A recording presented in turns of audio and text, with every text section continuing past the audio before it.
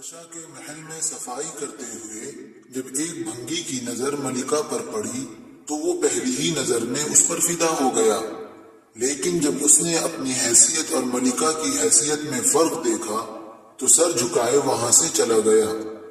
گھر جا کر وہ اسی حسرت میں تڑپتا رہا کہ اگر ایک ملاقات ملکہ سے ہو جائے تو اسے اپنی دل کی بات بتا سکوں کہ مجھے اس سے محبت ہو گئی ہے۔